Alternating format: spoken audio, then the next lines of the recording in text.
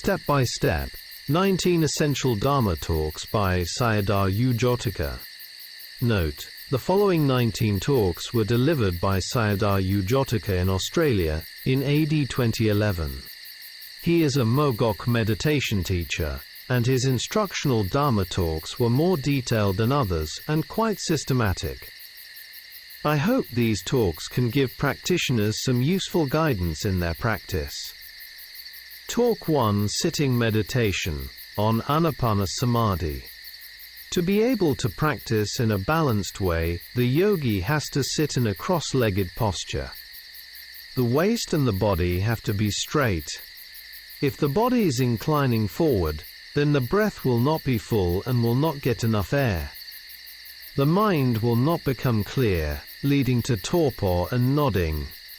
Even if the body is not inclining forward, if the head inclines downward, this can also lead to torpor. Therefore, the neck should be straight. The entrance of the nose is the doorway for the in-breath and out-breath. With mindfulness, Sati, observe this place. The touching of the air is quite refined, and may not be clear at first. To know this, establish and stick Sati at the entrance of the nostrils. Close your eyes and let the mind observe this place. This is staying with Sati, breathing in and out naturally. The nature of the practicing yogi's mind is also important. Some people think they have to control and restrict their minds. Therefore they lose interest and become afraid of suppressing their minds. As a result, they are not keen on practice and have no desire to do it. Polluting or defiling the mind is extremely easy, much easier than purifying it. Breath meditation, Ānāpāna, is letting the mind stay with a faultless object. If we do not train it, the mind goes here and there, and then the defiling dhammas of greed, hatred and delusion arise. These unwholesome dhammas are burning people, yet they are still looking for faulty objects. Ānāpāna is not searching for an object to contemplate. Instead, it exists all the time. It is a faultless object that has the nature of peacefulness. Therefore, by practicing Ānāpāna, the mind becomes peaceful and cool. We have to prepare our minds before the practice. This is the way of noble beings. Ins Arias. By uplifting the mind, joy arises. Stimulating the mind so that it has the desire to practice. These are important points. Now let us start the practice. Do not breathe artificially, either the in-breath or the out-breath, and do not use force in breathing. Breathe in a normal, natural way. The only extra task is to keep Sati at the entrance of the nostrils. Some people breathe forcefully. I do not say that this is wrong, but yogis then need strong effort, and the body must be strong and healthy. Otherwise, within a short period one becomes tired and falls apart. Do not tense the mind, let it relax. Note: there are many ways of Ānāpānasati bhavana. It is like an art. Yogis have to find a suitable way according to their character and nature. This requires experimentation. The yogi has to know the touching of the in-breath and out-breath at the nostrils. If one is able to know the refined touch, one will also be able to know the refined mind and body, or at least to discern them. One can then be mindful of them, and know their nature. Mogok Sayadaw explained that knowing the in-breath and out-breath means contemplating the touching and the knowing of them. After becoming skilled in touching and knowing, he instructs the yogi to contemplate the wanting mind that breathes in and out. At the beginning of the practice, attention must be included, for example knowing in-breath and out-breath as not self, and then noting the in-breath and out-breath. After becoming familiar with this, there is no need to name them. If one does not practice in this way, thought objects will come in. For example, if you do not sit on a chair, someone else will come and sit on it. The heart is like a chair, and other mind states are like guests. Now is not yet the time to contemplate objects from the six sense doors. This stage is still training the mind to become calm. Except for the in-breath and out-breath, do not pay attention to anything else, such as sounds, pain, aches and so on. In this way, one does not get lost in objects. If no external objects come in, one can contemplate without naming. When no hindrances arise, the mind becomes peaceful. In this way, the long and short in-breaths and out-breaths gradually become equal. If the mind is not calm, it will not be balanced. After sharpening a knife, it is able to cut things. In the same way, insight practice is possible only when there is good sati. Otherwise, sometimes one discerns Anicca, and sometimes one does not. If defilements arise, one cannot easily attain path and fruit. Therefore, the yogi has to practice Ānāpāna in the 4 postures. This is a practice for the whole day. Note: most people think that watching the breath is only for the sitting posture. How to train the mind in daily life is essential for spiritual development. If not, everyone will continue increasing their defilements every day. According to Sayadaw's teaching, training the mind means knowing the touching of the breath in every posture. Soon Lun Sayadaw trained his mind in daily activities by touching and knowing physical sensations. Because of this, his practice developed very quickly. Many of Ajahn Mun's disciples use a Buddha mantra in their daily practice as an example. Luangta Mahabua also practiced in this way. The famous Chinese elder monk Guangqin used the Amitabha mantra in his daily practice. Talk 2. Sitting meditation and consuming food. Step by Step. 19 Essential Dhamma Talks by Sayadaw Jotika. Before starting the main practice, one has to carry out some preliminary work, parikamma, or duties. Ask for forgiveness from the Triple Gem, Buddha, Dhamma and Sangha, as well as from parents and teachers, from beginningless samsara up to the present. This helps protect Samādhi from disturbances. Offer the body to the Triple Gem and to one's teachers. This reduces excessive concern for the body and prevents disturbances. During sitting meditation, too much concern about the body and frequent changing of posture make it difficult to see khandha dukkha. Spread goodwill, metta, to the surroundings and to all beings, for protection, and for the sharing of merits. See the story of the Metta Sutta, Sutta Nipata, Uragavaga Sutta number 8. Request meditation instruction from the Buddha or from one's teachers. With conceit, even if one can discern Anicca, one cannot see Nibbana. Thus conceit itself can be a hindrance. For example, Venerable Anuruddha. Making requests before a Buddha statue, or a spiritual teacher, serves as a reminder for yogis to practice with reverence. With parikamma, the mind gains a sense of security, especially in quiet places, for example deep forests. DTAW dumb forest is a good example. In this way, the mind is not overly concerned with the body, and can move straight towards Nibbana. Therefore, this duty, or preparatory work, should be done by every yogi. Practicing meditation means enriching oneself with the Dhamma. If one does not do so, one instead nourishes unwholesomeness and latent defilements. The enrichment of greed, hatred and delusion, together with unskillful actions, leads to the apayas. Mindfulness sati is very important for discerning latent defilements. Indeed, we can say that the beginning of the Dhamma is mindfulness. Among the 40 meditation objects, Ānāpāna is the best. Kasina objects, usually prepared as visual discs, require preparation. A subha corpse, meditation can be too demanding.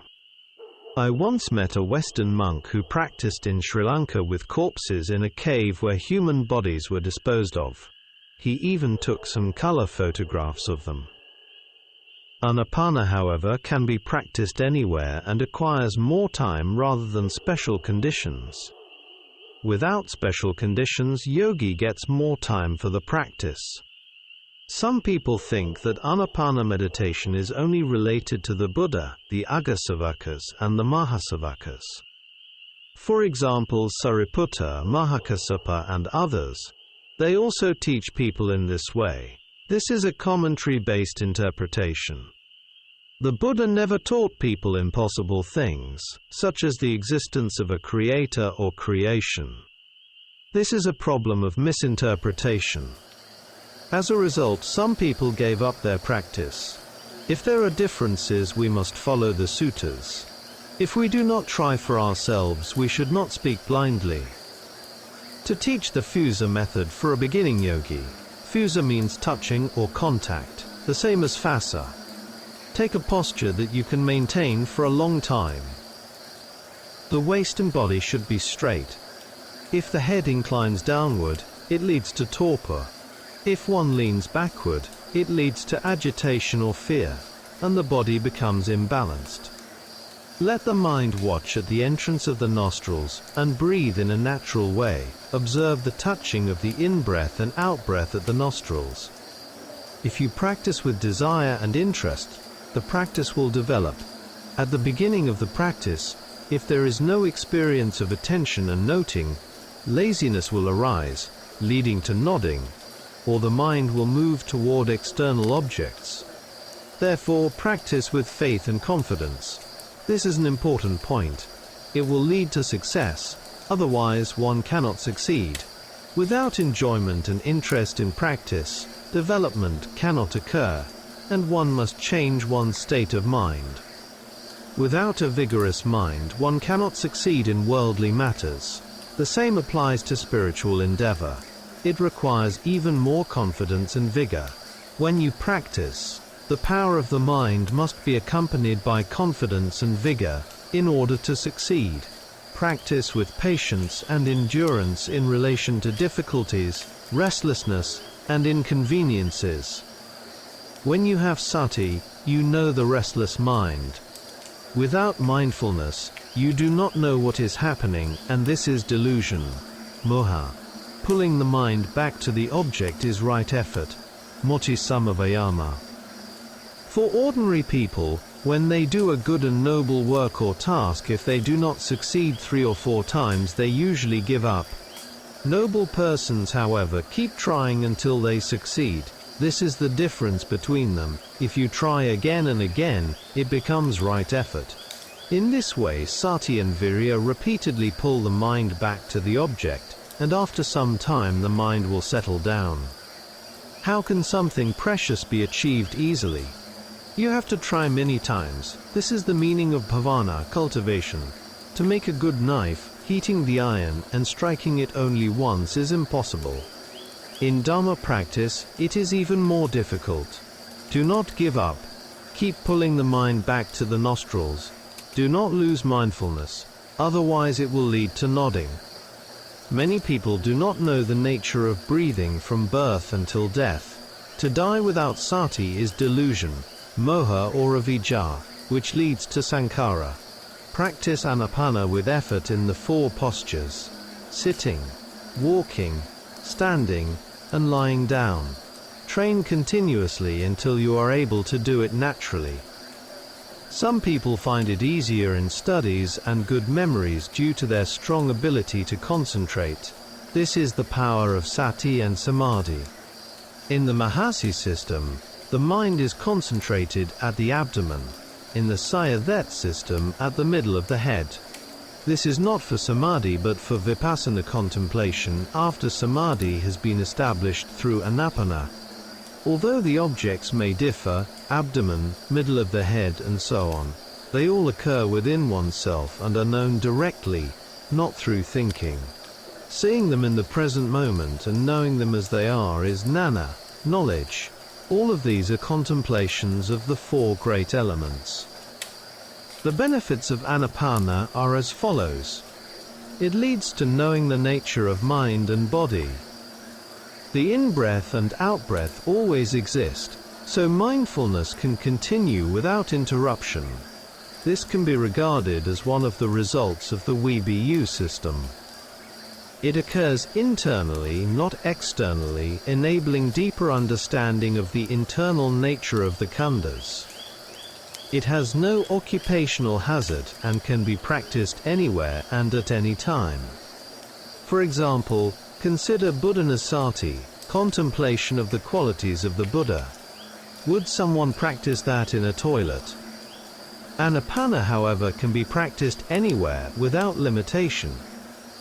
Note: realization of the Dhamma can happen at any time and in any place. For example, the Ingu Sayadaw became an anagami while relieving himself in a bamboo thicket. Even in a toilet, it can be a suitable place to contemplate asubha, loathsomeness, decay, and related themes. A true yogi should always keep a contemplative object in mind, and not allow defilements to enter. In some of his talks, Bhikkhu Sayadaw mentioned the following. Have you ever been mindful of the in-breath and out-breath for 24 hours without a break? If you can, you will know its result. If the mind has stiffness, or if a lot of saliva comes into the mouth, this is not good for Samādhi practice. With continuous practice, the in-breath and out-breath become very refined, and may even seem as if they have stopped, that is, they become unclear. There is no need to be afraid or frightened, and there is no need to search for the breath.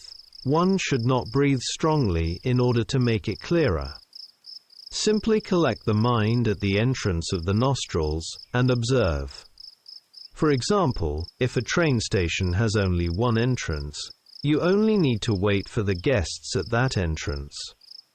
Some people experience gooseflesh during Ānāpāna practice. Do not follow these experiences. Let the mind remain only at the entrance of the nostrils. Rapture, piti, can pull the yogi away from the object. If rapture is not followed, Samādhi will gradually become stable. Do not let the mind chase after these experiences, simply ignore them. Sometimes the body experiences sensations like a shower of coolness. This is similar to grinding rice paddy. We are not concerned with the husks, only with the white grains. If yogis do not care about rapture and happiness, Samādhi becomes stronger, and rapture and happiness will naturally increase. If one experiences them often, one becomes accustomed to them. When the mind can be collected at one place, its power becomes stronger. Later, when practicing insight, this power can be used to contemplate seeing, hearing, and other phenomena. Contemplation during the consuming of food. Sayadaw gives instructions on reflection on food before eating. This is taught primarily for monks, but lay people can also practice it. For most people, eating is motivated by enjoyment or beauty. After correcting our mental states and then consuming food, we should reflect that the body is constructed of the four great elements and is supported by conditions: action, karma, mind, citta, temperature, utu, and nutriment, ahara. This is not me and not mine. In eating, there are two main contemplations: chewing and swallowing. Just as in walking one notes lifting, stepping, and placing down the foot, when chewing food one notes chewing, and when swallowing, one notes swallowing. If these are noted as the main objects, sati does not fall away. One must note them with interest. During eating, put in effort to maintain mindfulness so that sati does not slip away. This is the practice of a yogi cultivating mindfulness, or of someone training himself towards nibbana. After swallowing food, the mind may arise with the intention or desire to take more food. Note this as wanting to take. Observe the nature of these movements. While chewing, the mouth is moving. After swallowing, it becomes calm. Wanting to take food has the nature of stimulation. Taking food has the nature of movement. One must contemplate these processes in order to discern them clearly. These are the main contemplations related to eating. They must be practiced repeatedly and carefully. Only through gradual, step-by-step practice does progress arise, like climbing stairs, one step at a time. Step by Step. 19 Essential Dhamma Talks, by Sayadaw Jotika. Talk 3, Ānāpāna and Sati in Hearing. Insight meditation, vipassana, means practicing so that knowing knowledge jnana and the reality of the khandhas fit together. To understand this point, mindfulness, sati, must first be established, and samadhi must also be included. When the in-breath and out-breath enter and touch at the nostrils, beginning yogis should note them as going in and going out. Now we contemplate reality and knowing together, without letting the mind wander outward. Sometimes the in-breath is short and the out-breath is long, for example when one sighs. Sometimes it is the opposite. At times the in-breath and out-breath are not equal. Therefore, in the Ānāpāna practice, the Buddha instructed us to contemplate and know short and long breaths. Some practitioners contemplate the beginning, the middle and the end of the breath and note them, but they cannot follow continuously and become tired.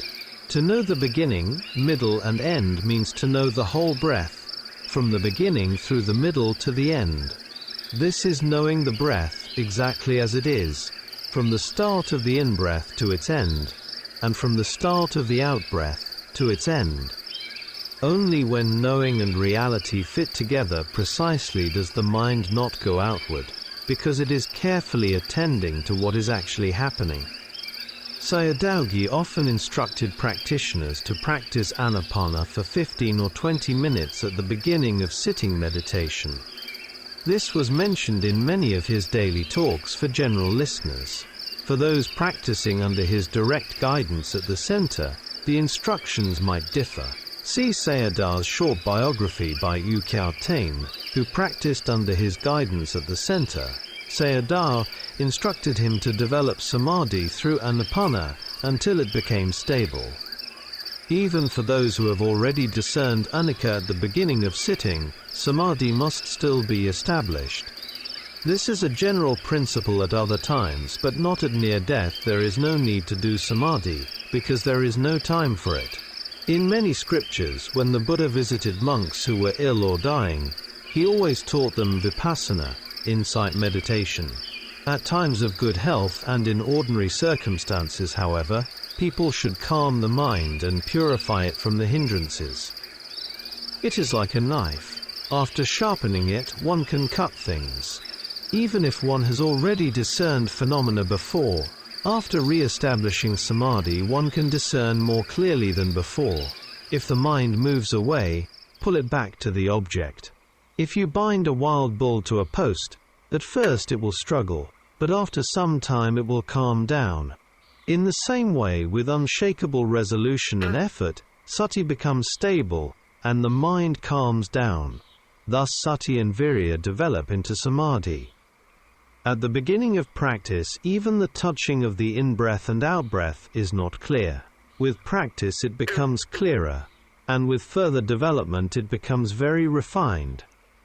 Some yogis then think that they are no longer breathing, as if the breath has stopped. Wanting to make it clear again, some breathe strongly. This is like going upward and then coming down again. Yogis should not do this. When refinement occurs, yogis must have strong sati and not become confused. With strong sati, samadhi also increases. When the breath becomes refined, one should not search for it. The air will naturally appear again at the entrance of the nostrils, where the yogi watches with strong mindfulness. When it appears again, it may arise as a mental sign, like a wisp of smoke or a bar. Some yogis play with this mental image, moving it in and out of the body. Others simply let it remain at the entrance of the nostrils. Playing with the sign externally involves sending it out about an arm's length, increasing the distance step by step, and then drawing it back again. See the Ānāpāna system or the teachings of Mayazin Sayadaw. What happens when practicing in this way? Interestingly, it dispels sloth and torpor. The Kani system is not intended solely for this purpose. It also increases saddha, confidence in the Dhamma, and supports samadhi and insight. It strengthens virya and supports effort, leaving no room for sloth and torpor. Some practitioners direct the breath internally from the nostrils to the chest and abdomen, feeling the tension of the in-breath and out-breath, and the gradual reduction of that tension. This increases the power of Sati. Others play with the Samādhi nimitta, mental sign. In such cases the mind moves and Samadhi declines. Therefore yogis have to pay close attention at the entrance of the nostrils. Just as when cutting a log with a saw one concentrates only on the cutting point. This quickly leads the mind to one-pointedness, ekaggata. This is the correct way to work with mental signs, nimitta. When a yogi becomes dull or does not experience pleasure in bhavana, it can be helpful to work skillfully with the sign. This is also mentioned by a Thai Ajahn who developed the skeleton sign. However, if one wishes to develop strong sati, one should keep the attention internal. For samadhi, the sign should remain at the entrance of the nostrils. Jhanic factors may arise quickly for some practitioners, who have perfected their practice over many lives. With stable samadhi, the mind becomes calm and peaceful, and rapture, piti, may arise like a shower. At this point the yogi should not follow rapture, but continue watching only at the nostrils. Rapture is indeed wholesome, but it can pull the mind away and deceive the yogi. Only by not following it does samadhi improve. According to the Ānāpāna Sutta, if one practices the 16 stages, rapture arises many times. This is the gradual path. Developing rapture means that rapture arises with both the in-breath and the out-breath. Some practitioners experience rapture only when breathing in, but not when breathing out. This indicates an incompleteness in bhavana. The reason is that while breathing in, the mind inclines toward the object, but it does not do so while breathing out. Others experience the reverse. To avoid this imbalance, do not force the in-breath or the out-breath, simply follow the breath naturally. In this way gooseflesh and rapture arise with both in-breath and out-breath. If the practice inclines too much to one side, the other side weakens. Therefore, balance is essential. At this stage Ānāpāna practice is like an art. When rapture arises, gooseflesh appears. The nerves open, and the circulation of blood and air becomes smooth.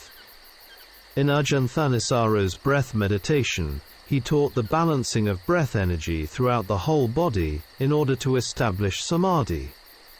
After that stage there are no aches in the knees or back during contemplation. The yogi takes pleasure in bhavana. Sometimes rapture, piti, becomes coarse, and the mind no longer inclines toward it. As rapture subsides, pleasure and coolness arise in the mind. This is happiness, sukha. At the beginning of practice, piti and sukha arise together, but as practice continues, only sukha remains. Sometimes sukha arises with the in-breath, but not with the out-breath. Then one has to balance them. Rapture and happiness can deceive people. Therefore, do not follow them.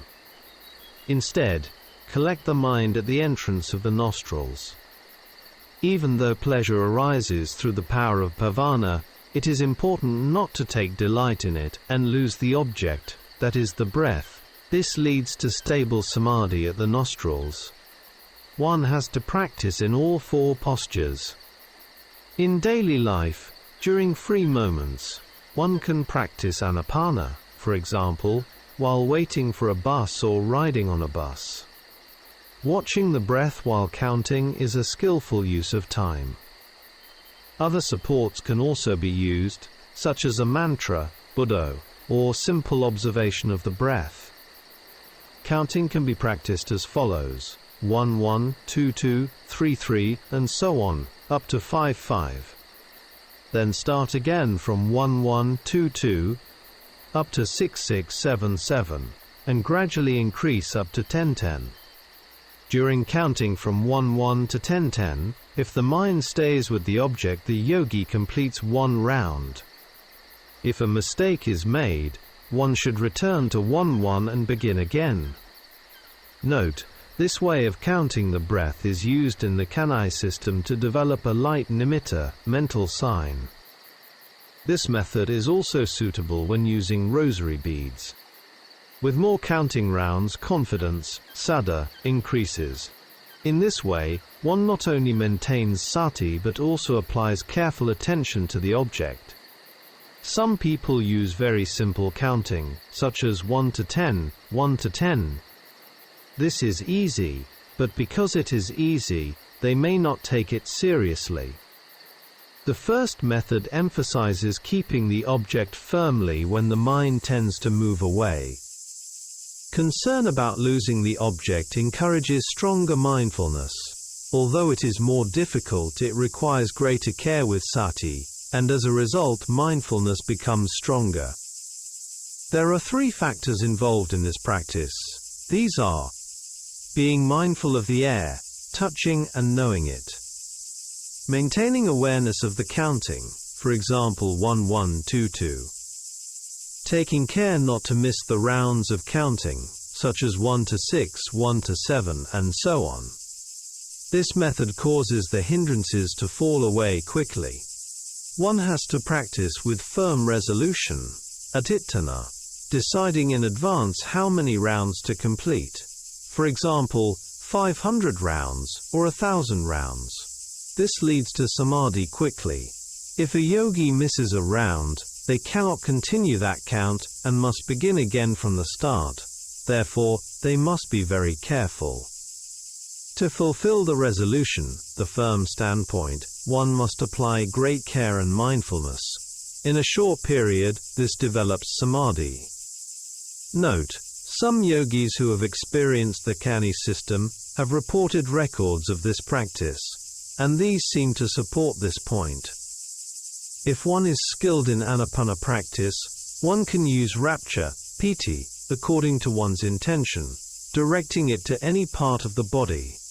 It is like an electric current, opening the channels of nerves, blood and air, and it can be healing. With the discerning of refined piti and sukha as they arise, confidence in the Buddha and Dhamma increases. However, with Ānāpāna alone one cannot withstand all the impacts of worldly objects from the surroundings. To develop endurance, it is still necessary to contemplate whatever arises at the eye, ear, nose and other sense doors. Now we turn to contemplation of the hearing mind, hearing consciousness. We cannot endure sounds themselves, nor can we control the hearing mind. Quarrels and conflicts can arise instantly, with stick, knife or gun. Through hearing, mental reaction of lust arises, and also leads to other pain and sorrow. Therefore one needs to contemplate the nature of hearing.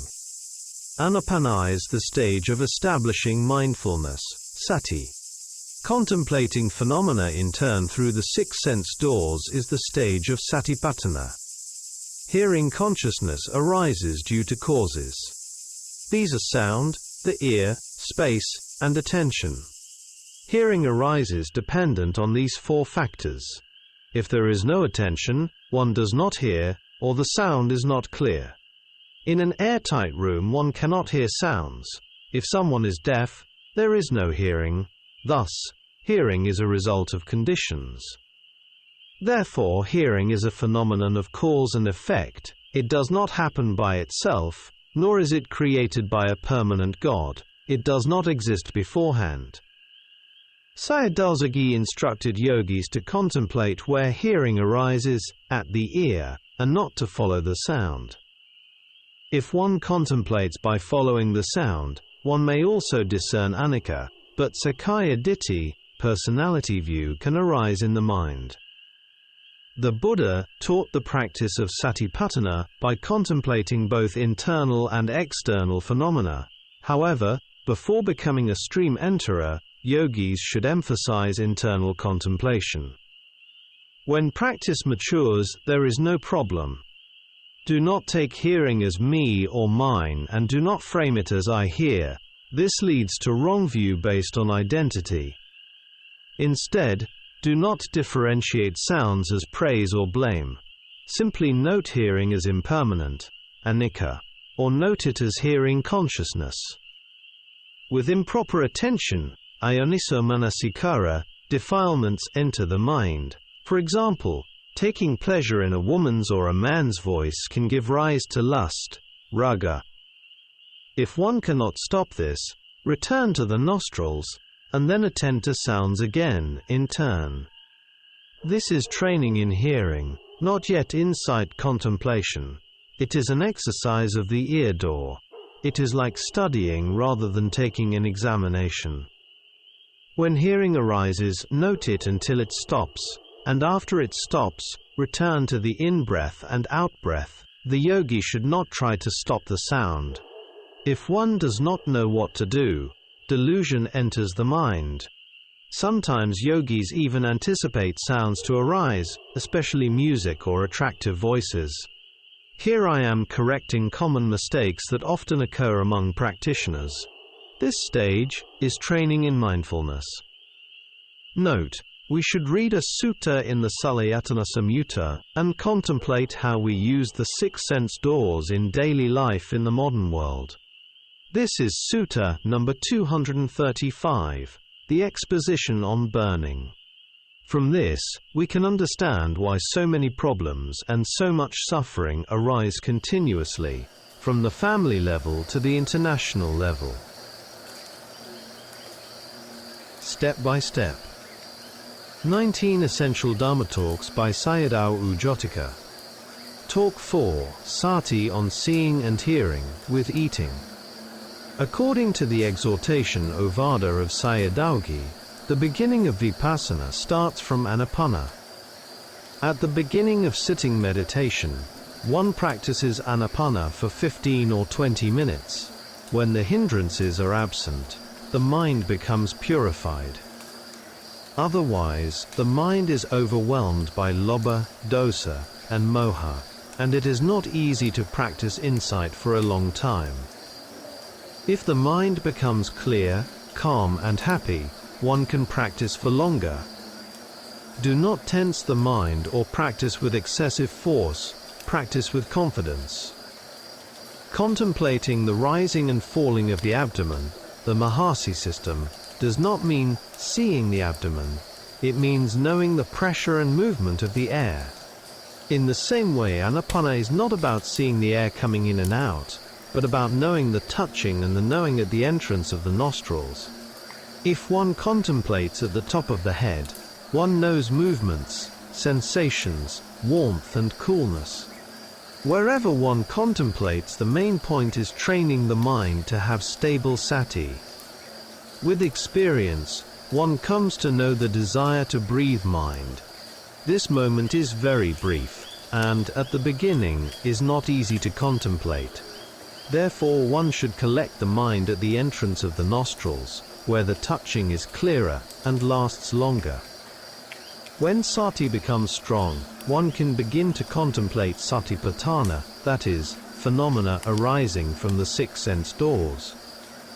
There are 3 levels: Satipaṭṭhāna, Satipaṭṭhāna bhavana, and the completion of Satipaṭṭhāna bhavana. Now I will speak about the contemplation of seeing consciousness. If one does not contemplate seeing, then from seeing arise affection, clinging, and action.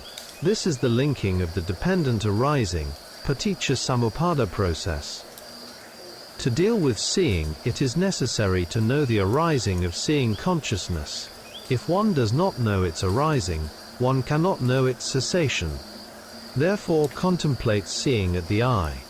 If one does not understand why seeing arises, wrong view and doubt will arise. Visible form, the eye, a blind or closed eye cannot see, light and attention, manasikara. These are the four conditions for seeing to arise.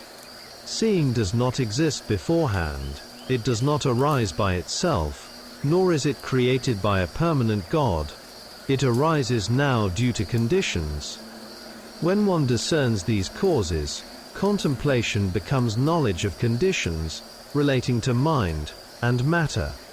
If one does not repeatedly reflect in this way during contemplation, doubt will arise again and again. This is why Mogok Sayadaw taught yogis to clear away wrong view and doubt before developing insight. Taking seeing as seeing someone becomes an external identity view. Taking it as I am seeing becomes an internal identity view. Instead, take seeing with right attention, simply as seeing consciousness. If one interprets seeing in many ways, as man, woman, or object, greed, anger, and delusion arise, and lust may follow. Even people of very different ages can become couples over many lives because of this process. If one cannot stop at seeing, then return to the in-breath and out-breath. In this way, thoughts cannot arise. This makes it easier to contemplate vanishing phenomena, as defilements do not enter. Most thoughts are related to defilements, and only a few are wholesome. The seeing mind, the in-breathing and out-breathing minds, the hearing mind, and other such states are all objects of Satipaṭṭhāna. Practice with these objects until one becomes skilled. If one does not know what to contemplate, delusion enters, and defilements arise. Therefore, do not search for special objects of contemplation.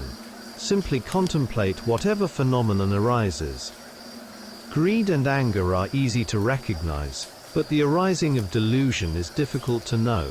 Even when a yogi does not hear a sound, expecting it to arise is already delusion.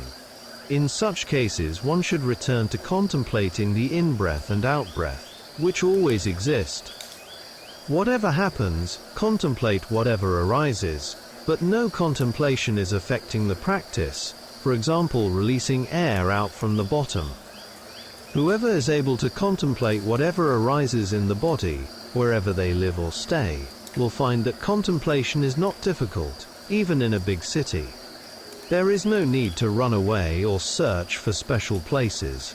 Objects of contemplation are always present. For these reasons, the Mahasi system is especially suitable for everyday life practice, as it closely follows the detailed structure of the Mahasatipaṭṭhāna Sutta. Mogok Sayadaw also mentioned this important point in some of his talks.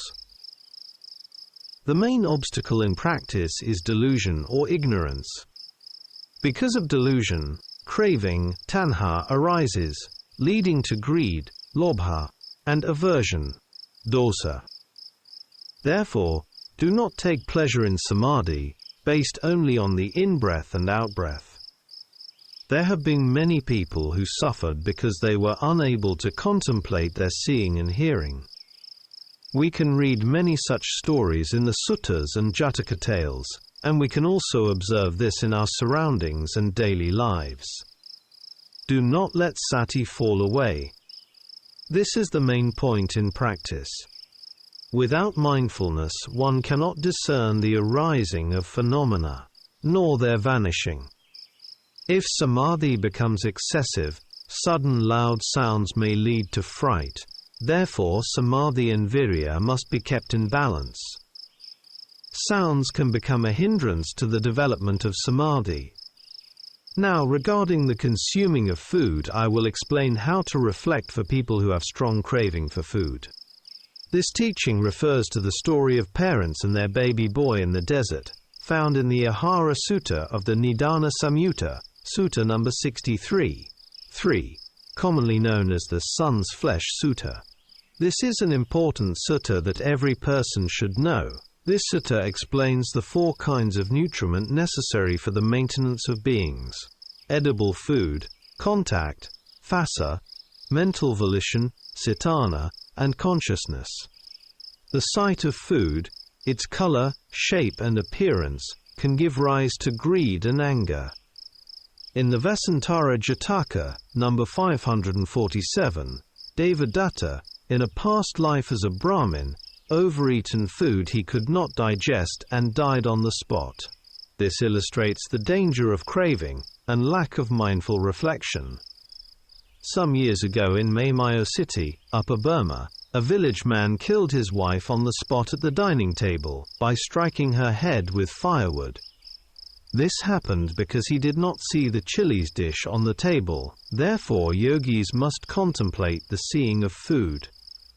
If attention is given to steaks, chicken meat and similar objects, wrong view can arise. Making sounds while eating can also give rise to anger. For example, the sounds of spoons, forks, knives, chewing, and so on. Therefore, one must also contemplate sounds when eating with others. Step by Step. 19 Essential Dhamma Talks by Sayadaw Jotika. Talk 5. Sati, on smelling, tasting and sensation. In the Milinda Panha, the dialogue between King Milinda and Venerable Nagasena explains that insight is the task of watching and observing the 5 aggregates, khandas, with direct knowledge, jnana. It is like a man watching his own monkey. The yogi must observe whatever arises as if it were a stranger. Before establishing strong samadhi, and after dealing with seeing and hearing, I will now explain smelling consciousness. Smelling arises due to 4 causes, as explained earlier. If one takes it as this smell, or I smell, identity view, sakkaya-ditthi, arises. One must know it simply as smelling consciousness. Do not take smells as fragrant or smelly. Thinking in this way causes greed, lobha or aversion, dosa, to arise. This is a matter of view. For example, fermented fish paste is considered pleasant by some because they enjoy its smell, while Westerners may find it offensive. Similarly, durian fruit is loved by some and disliked by others. When noting smells, do not differentiate them as a woman's smell, such as perfume or body scent, or a man's smell, as lust can arise in this way. Contemplate smelling at the nostrils, not at the wrong place, such as imagining the smell as coming from outside. Knowing it as smelling consciousness is correct. When there is no smell, return to the in-breath and out-breath. Eating consciousness arises due to the tongue, saliva, food, and attention. If attention is given to chicken meat, pork, or other foods, identity view arises in the form I am eating. Do not pay attention to good or bad flavors. If one does so, it becomes contemplation of feeling rather than insight. Note on tastes and body consciousness. Note the tastes of sweet, sour, salty, hot, and so on, simply as eating consciousness. Now I will talk about body consciousness, kaya vijnana. Sometimes it arises together with pleasant feeling or unpleasant feeling. Pain, aches, tiredness, warmth, coolness, and similar sensations arise in the body. These are bodily consciousnesses. Body sensitivity, kaya pasada, also exists in the internal organs, such as the heart, lungs, bones, and so on. It has a wide range, nearly the whole body. During contemplation, do not include the specific place, such as knee pain or backache, in your noting. In speech we may mention the place, but in contemplation we should not. I will explain the difference with an example.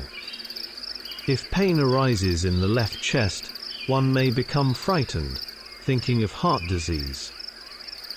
In this way the location becomes identity view, sakkaya-ditthi. You must remember that in the contemplation of body consciousness, one should not include the place where it arises, and one should not differentiate it as good or bad. The mind is strange. In contact with objects, for example, when touching a man or a woman, if attention is given to concepts, lust can arise. Instead, note it simply as body consciousness, and then return to the in-breath and out-breath. Note, concepts deceive people and beings. Because of wrong view and other defilements, humans create many problems and much suffering. Some years ago, when I was staying in a forest, I went to see a dentist who was a woman. I had no other choice. I had to contemplate her as a subha, unattractive. It was also a very hot season, and when I felt her contact, it was sticky and sweaty. This made the experience feel disgusting. Monks must be very careful when they go to hospitals or clinics for medical checks. They cannot escape contact with female nurses. Therefore, wise attention, yoniso manasikara, and mindfulness, sati, are very important in daily life when dealing with defilements. Seeing consciousness to body consciousness. From seeing consciousness to body consciousness, the 5 kinds of sense consciousness are external and arise only from time to time. These are like guest minds. In-breathing and out-breathing minds, however, exist all the time. These are the 2 host minds. In insight contemplation, an important point regarding body consciousness is that pain may seem extreme and may even be thought of as life-threatening. This is not actually so. It is not truly a strong, painful feeling, but rather appears intense because of the power of Samādhi. It is like seeing bacteria through a microscope. This also happens due to clinging to self-view. Therefore, it is important to dispel wrong view, ditthi, beforehand. Sakkaya ditthi is the most dangerous defilement. It is harmful to humans, and when combined with craving tanha, it can lead to many unwholesome actions. With understanding, humans can avoid many problems and much suffering in today's world. See my translation of Bhavanga Meditation by Sayadaw Jotika. The 4 causes mentioned above have a clear purpose. When the causes cease, the result also ceases. It is not me, unstable, Anicca, and arises due to causes. If you contemplate in this way, you will not suffer much. The key point here is whether you have right attention or not. Depending on the kind of attention, greed and anger arise. With understanding, contemplate them with right attention, yoniso manasikara. Do not contemplate by trying to control pain or aches. They will only become worse. Contemplate with a relaxed mind. Now I will talk about changing postures. Pains and aches arise when sitting for a long period. If this happens, you must change the posture, but not impulsively or without mindfulness of mind and body. First, note the desire of the mind to change. Then follow the movements with careful noting, changing slowly and patiently. The reason for this is that in the beginning of practice, knowing jnana is still slow and not sharp enough to follow quick movements. Therefore, one must contemplate movements in detail, moving and stopping, so that knowing does not fall away. In this way, only then is the posture changed with mindfulness intact. In all these explanations, contemplation of impermanence, Anicca, has not yet been included. If you are able to contemplate the arising clearly, knowing becomes sharp, and you will also be able to discern the vanishing.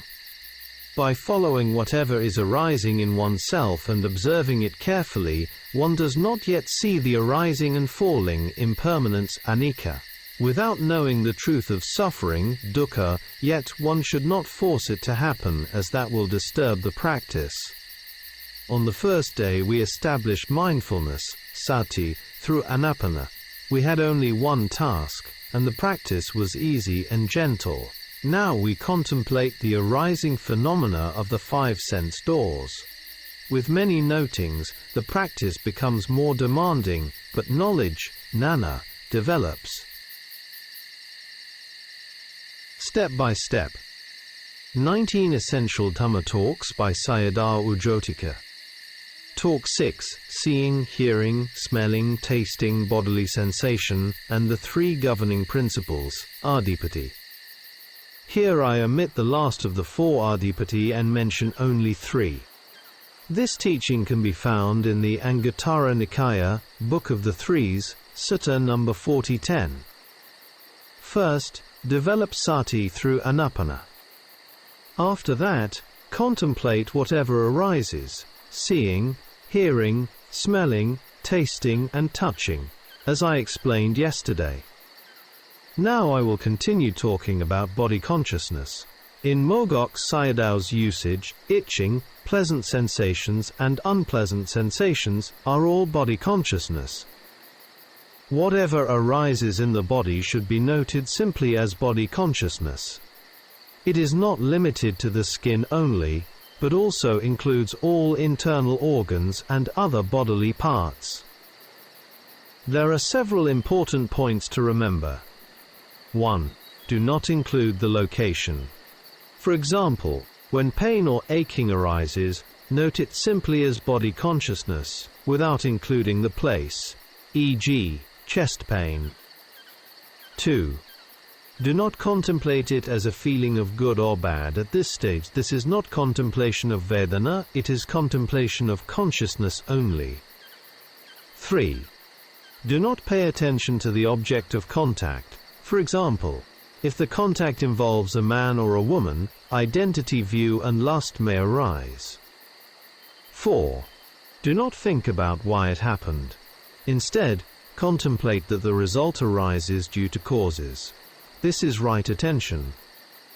Body consciousness arises not only from contact with hard or soft objects, but also from heat and cold. If one discerns warmth and coolness in fine detail, with close continuous observation, mindfulness, Sati, becomes powerful. With careful and continuous knowing, effort is sustained. When the mind does not run away and remains with the object, this is Samādhi.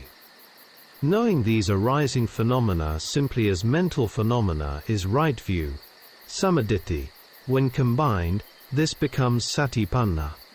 Yogis must contemplate whatever arises in order to know it clearly. If nothing is arising, return to contemplation of the in-breath and out-breath. Sayadaw spoke about the three governing principles. However, the sutta explanation is clearer. Contemplate by stripping away clinging to self, for example understanding, this is not my breathing. Do not take pleasure at the nostrils, that is, do not cling to Samādhi.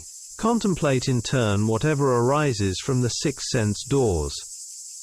Even though this practice is difficult, it develops knowledge. It is like studying in school. As the levels progress, the material becomes more difficult, but knowledge increases. At this stage, practice is still at the level of Satipaṭṭhāna. Among the six sense doors, contemplation has not yet included the mind door, Manodvara. Now I will speak about contemplation during eating. While eating, one must first strip away wrong view, otherwise one becomes stuck in concepts and identity view. When consuming food, one should have knowledge of Paramatha Dhamma. If one relates to food through concepts, identity view arises toward external objects. Clinging to the eating mind as me becomes Sakkaya Ditthi, turning inward. During contemplation of eating, one must also be aware of the other sense doors, hearing, smelling, etc. This spreading out contemplation is the task of Satipaṭṭhāna applied to the most distinct objects. Contemplation of primary objects establishes Sati, here, Ānāpāna and the eating mind. To discern the vanishing of phenomena is Satipaṭṭhāna bhavana. Without knowing the arising of phenomena, one cannot know their vanishing. Therefore we develop Satipaṭṭhāna in order to discern the arising of phenomena. The contemplation of eating has three main points. 1. Reflect on the purpose of eating food. 2. Strip away wrong view by reflecting on food as elements. Noni 102. 3. Contemplate during the actual process of eating. Step by Step, 19 Essential Dhamma Talks by Sayadaw Jotika. Talk 7, Sāriputta's Instruction on Mind Consciousness. Insight contemplation as taught by Venerable Sāriputta is expressed as Kayam imam sammasatha parijanatha punapunam Kaya sabhavam diswana dukkha santam karisatha. Here, kanda body does not refer to the physical body as a fixed form or shape. Rather, it refers to phenomena that arise due to causes. For example, hearing consciousness, which arises dependent on conditions. This is Vijnana-kanda, arising in the present moment. Sayadaw explains mind and body in terms of concept and reality. True contemplation is contemplation of Paramatta-kanda, ultimate reality. If we examine the whole world of existence, it consists only of mind and body. One must watch and observe the khandhas with sati and panna. Whether pleasant or unpleasant feeling, sukha or dukkha, arises, one watches and observes. Insight knowledge does not stop or destroy phenomena. If we expand the analysis, mind and body are understood as the 5 aggregates, khandhas, the 6 sense bases, ayatanas, which become 12 when including their objects, and the 18 elements, dhatus. With mindfulness one knows the arising. By knowing with wisdom panna the arising of phenomena as merely khandhas, clinging to self falls away. In this way personality view, sakkayaditthi, gradually disappears. Do not confuse this with book knowledge. Knowledge learned from others is anubodhanana. Knowledge that arises directly from practice is pativedanana. Direct knowing of the nature of mind and body. Phenomena vanish immediately after arising. They are impermanent. Anicca. Momentary discernment of seeing, hearing and other sense processes cannot immediately destroy clinging, because we have been clinging throughout countless rounds of existence. Therefore, we must contemplate repeatedly many times, to develop insight knowledge of dissolution, bhanganana. This contemplation should be practiced in all 4 postures. With sustained contemplation, one begins to see dissolution. Externally the body may appear unchanged, but internally it feels empty, filled with continual dissolutions. At last, with the development of knowledge, one discerns the truth of dukkha and no longer wants it. With no desire for it, that knowledge leads to cessation. Here he is explaining a verse of Venerable Sāriputta. Now I will talk about thinking minds, thoughts, and how to contemplate them. If you are unable to note them specifically as lobha mind, dosa mind and so on, simply note them as thinking mind, or thought. Mogok Sayadaw explains that if one discerns change, one is seeing dissolution. Change, viparinama, does not mean the same. In ordinary usage, people say something has changed when it becomes sick. In Burmese this word can also mean going wrong, but in reality, changing from one state to another is already change. For example, when flowers fall, that is change. When a tree flowers, people tend to think of it as development, not change. Yet the nature of phenomena is always changing. This constant change reveals the unsatisfactory characteristic, dukkha lakkhana. Note, this point is extremely important for human beings to contemplate thoroughly. Because of delusion, we create many problems and much suffering through sensual pleasures based on self-view, greed and anger. Non-delusion, amoha, is contemplative knowledge. At an immature stage, when this knowledge becomes stronger, it can itself become an object. For example, after discerning dissolution, a yogi may think, this too is in the state of dissolution. At that point, the yogi must contemplate the thought and the subsequent mind. explained many kinds of thoughts. Thoughts are not disturbances to insight practice. They also become objects. For example, ehipt pasiko, come and see. In samatha practice, thoughts are hindrances, but in insight practice they are objects. One should contemplate their arising, and observe that they are not of a permanent nature. For example, in the in-breath and out-breath, contemplate the two endings. Observe the small gaps where the breath stops. Knowing that the breath is not existing at that moment is knowing its vanishing. During the immature stage, one knows this in a coarse way. As practice matures, the yogi discerns dissolution in many parts along the in-breath and out-breath. If one becomes skillful, one can also catch the desiring mind that wants to breathe in and breathe out. In the beginning this is difficult because the process is very refined. Therefore at times Sayadaw taught yogis to know the in-breath and out-breath, and at other times to know the desiring mind that wants to breathe in and breathe out. Now I am explaining how to catch the dissolution of the in-breath and out-breath. These are host minds, whereas the guest minds are the impermanent phenomena, Anicca, that arise and pass away. Tomorrow I will explain how to contemplate their dissolutions.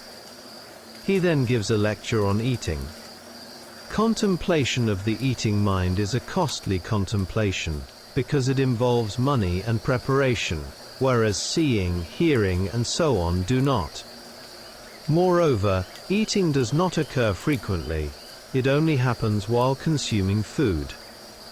Therefore, one contemplates eating only during the act itself, in order to discern its arising and falling.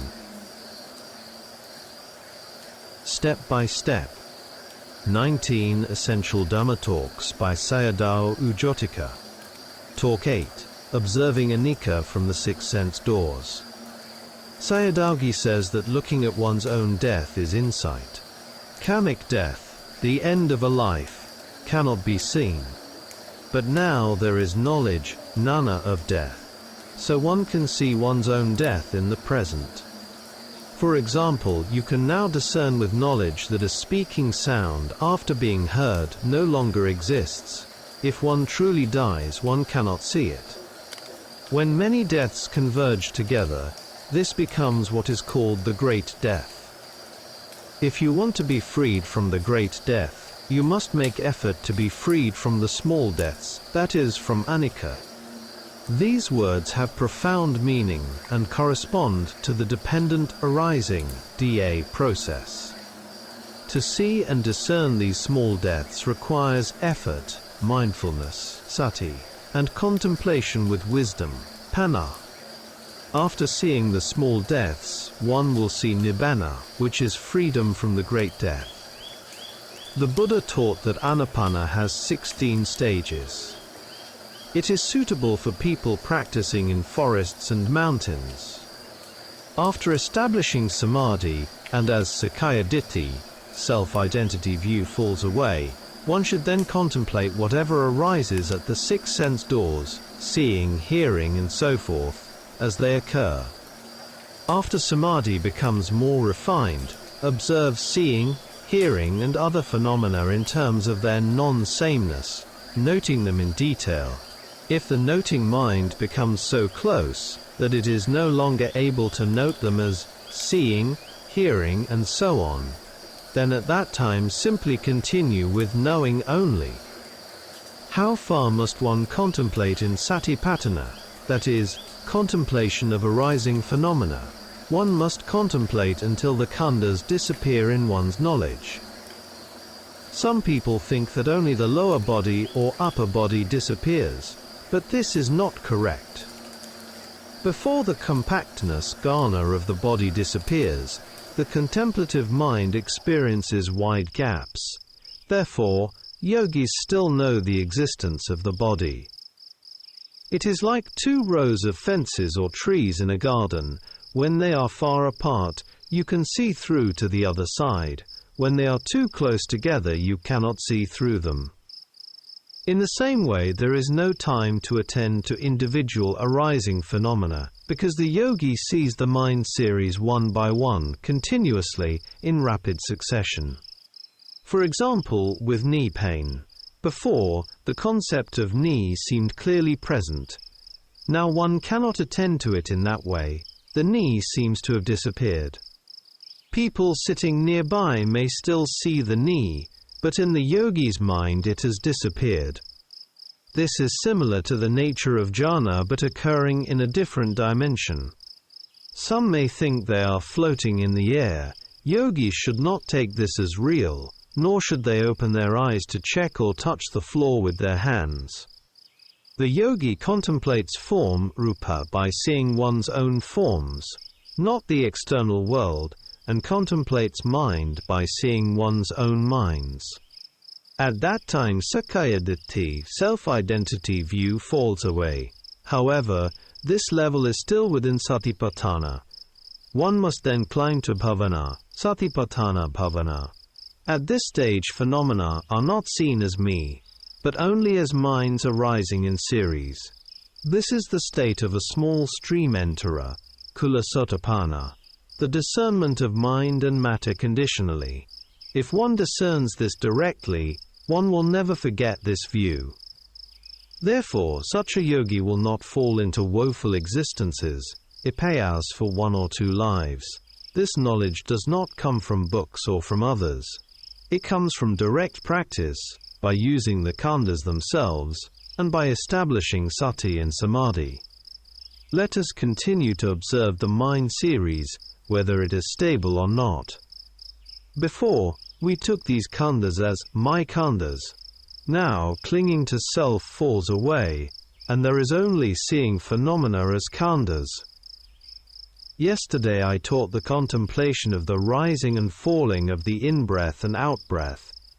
When this becomes mature, one sees the rising and falling of the minds that desire to breathe. Regarding painful feelings, one must observe that pains are not the same in every moment. If pain appears continuous and lasts for a long time, it can become unbearable and one may abandon the practice.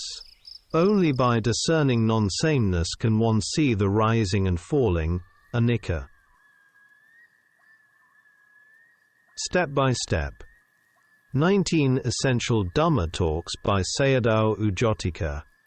Talk 9. The 4 Satipaṭṭhānas.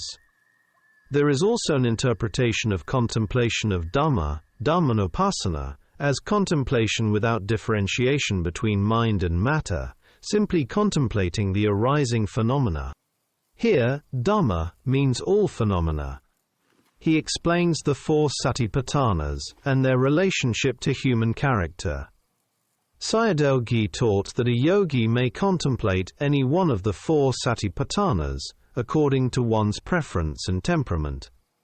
In some of his talks, Mogok Sayadaw said that if a yogi discerns Anicca quickly, then any Satipaṭṭhāna object suitable to that yogi's character may be used. The object one prefers often has the strength of collectedness. First, establish sati with Ānāpāna.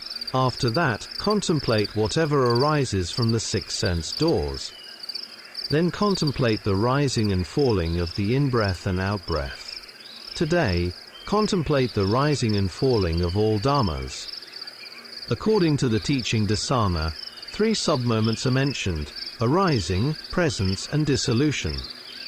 However, because dissolution happens extremely quickly, yogis usually discern only arising and dissolution. If you are watching and observing non-sameness, you will discern dissolution. When contemplating painful feelings, unbearable pain indicates clinging to self. During eating, what is difficult to contemplate is thinking, as explained earlier in the detailed discussion on eating.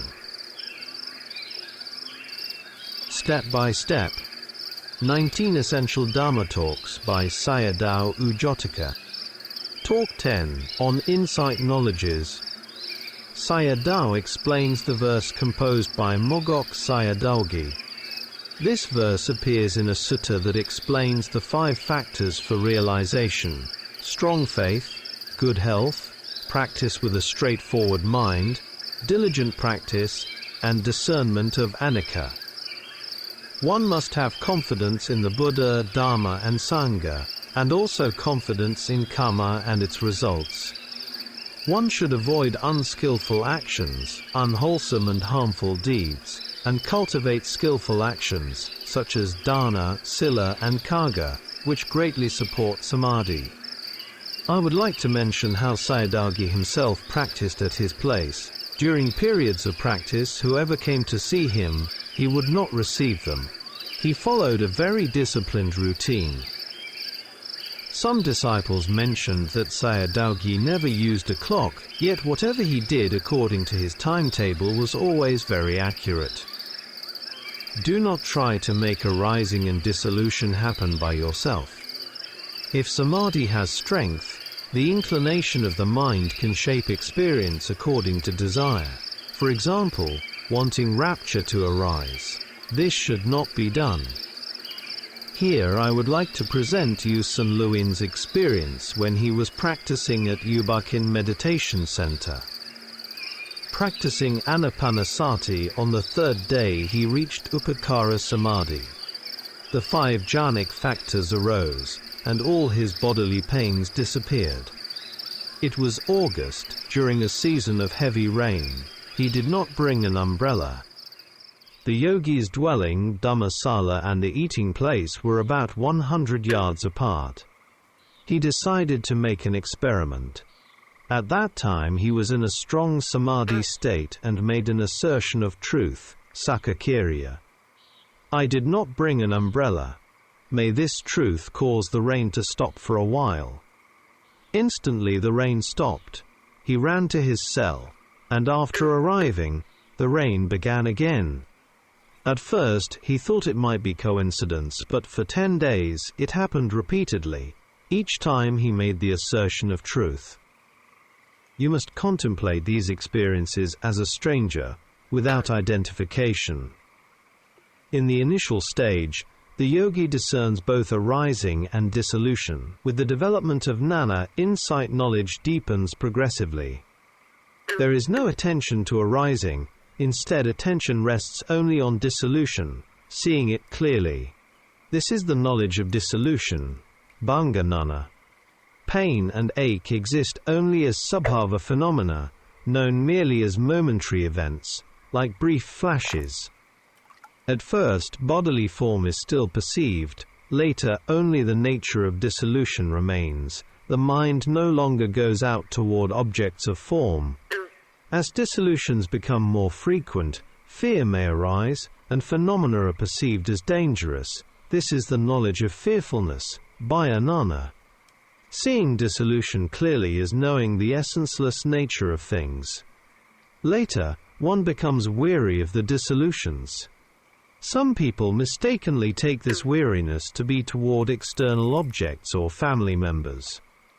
In reality, it is weariness toward phenomena arising from the 6 sense doors. If the weariness is directed toward external objects, that indicates sticking and wrong view. Ditthi. One must be weary only of paramatha objects, otherwise one remains trapped in concepts. The yogi sees dissolutions in all situations, whether getting up from sitting, changing posture or opening the eyes. Why does this happen? Because the arising process becomes shorter, and dissolution is seen more clearly. If one clings to arising or becomes frightened by it, the process appears longer. When kilesas are fewer, the mind becomes drier and non-clinging, seeing dissolution within a short period. Upon reaching the stage where the arising process narrows, this becomes the knowledge of disenchantment, nibbida jnana, with variegated objects of contemplation. This leads to nibbida jnana. If panna declines, this knowledge can fall back. It is therefore referred to as contemplation of variegated objects arising from the 6 sense doors. If the objects are incomplete or not clearly variegated, happiness may lead to lobha, pain to dosa, and insight knowledge declines. Thus one must fear arising and passing away. Anicca. not pain itself. This is the proper use of variegated contemplative objects in insight practice. Some people misunderstand the knowledge of rise and fall, udayabhayanana, as merely seeing the short gaps between arising and dissolution. In truth, this knowledge knows dissolution in an inclusive way. It is like raindrops falling continuously. In the knowledge of dissolution, discernment appears section by section, very clearly. At the beginning, phenomena may be seen as being in a confused or crumbling state, because knowledge is not yet sharp enough, and cannot follow the rapidity of dissolutions. This is not yet the stage of narrowing down Anicca. With weak knowledge, dissolution is seen only in a vague or chaotic manner. When weariness toward conditioned mind and body arises, knowledge matures and the yogi begins to see dissolution distinctly, as described above.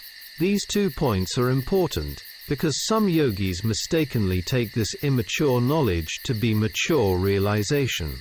When knowledge develops further, dissolutions are seen clearly, section by section, without doubt. At that point, observing only dissolution becomes nibbidhanana, knowledge of disenchantment, together with munchitu-kamyatanana, knowledge of desire for deliverance. What is the significance of this? Even when the yogi's eyes are open, Anicca is seen at any time and in any posture, except during sleep. In the yogi's mind, it is like a person whose body is encircled by fire. Therefore, a strong desire for deliverance of the mind arises. Step by Step. 19 Essential Dhamma Talks by Sayadaw Jotika. Talk 11 on Insight Knowledges. Beginning yogis and yogis whose Sati and Samādhi are not yet strong need to contemplate with the perception of noting, as in the Mahasi system. When Sati and Samādhi become well established, one can contemplate directly the arising objects without verbal noting. However, with refined objects and insufficient mindfulness, the yogi may slip into torpor. Therefore it is important to contemplate whatever phenomena arise, not only defilements such as greed, lobha, and anger, dosa. Contemplating refined objects incorrectly leads to wrong view and delusion. For example, merely hearing a sound without contemplation becomes wrong view. Not contemplating it becomes delusion. At the knowledge of rise and fall, Anicca is known in an inclusive way. When dissolutions are seen clearly in sections, this is bhanganana. It is no longer like the earlier crumbling or collapsing experience, such as sesame seeds bursting in a hot pan, as explained previously in Talk 10. When the vanishing is seen clearly, the arising again also becomes clear. In this way, one is freed from ucceda ditthi, the view of annihilation. Even at the stage of knowledge of disenchantment, one is still seeing only Anicca. However, the arising process becomes increasingly narrowed, and Anicca becomes clearer. The yogi must continue to put forth effort in all 4 postures, and the desire for deliverance of the mind will naturally arise. Whether the eyes are closed or open, the yogi continually sees Anicca. It feels as though he is encircled by fire. A strong desire arises to see the place where dukkha ceases. Previously, seeing Anicca felt pleasurable and even thrilling. Now there is no desire for it. Instead, there is a wish to be freed from Anicca itself. A change in knowledge is a change in the nature of the mind. In reality, the entire process of knowledge is itself Anicca. Mogok Sayadaw repeatedly warned practitioners not to take pleasure in these experiences, because attachment to them can block realization. Whatever is occurring here is still only Anicca and still dukkha. Path knowledge has not yet arisen. Insight can still fall back at this stage. For example, when one stops practicing due to weariness or discouragement. Therefore, the yogi must apply continuous effort. like a person rubbing two pieces of bamboo together until fire appears. Step by Step. 19 Essential Dhamma Talks by Sayadaw Jotika. Talk 12, Knowledge of Equanimity and Jhāna. Recounting the teaching on Ānāpāna. In the beginning, it is helpful to practice with the eyes closed. Once one knows how to do it properly, practice with open eyes is also possible. If Ānāpāna is practiced correctly, it can lead to insight. Otherwise, it may end in samatha practice alone. This point was also emphasized by Myozin Sayadaw in his explanation of developing the light nimitta. If one focuses only on the light nimitta, it leads to samatha. However, if the yogi contemplates sensations, such as warmth and coolness at the nostrils, or the movements of the abdomen, the rising and falling of the abdomen is contemplation of the four elements. Ānāpāna arises continuously, and the khandhas likewise rise and fall continuously. They share the same nature. To take Ānāpāna as my contemplation is a form of wrong view, ditthi. This is because Sati, Virya and Samādhi are not possessed by one individual alone. They are universal qualities that arise according to conditions. If practice collapses through clinging to self, this is truly a tragedy. However, a yogi can resume practice if ditthi has already been stripped away prior to the development of knowledge. In this regard, the Mogok Dhamma talks are particularly helpful. Each time the in-breath exists, there is arising. When it no longer exists, there is vanishing. The same applies to the out-breath. There is no need to label or name it. Knowing it is sufficient.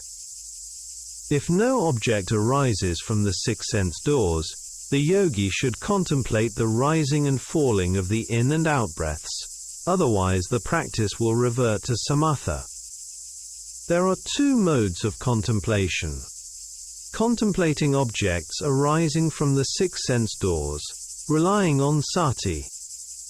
Relying on samadhi by attentively collecting and stabilizing the mind on an object.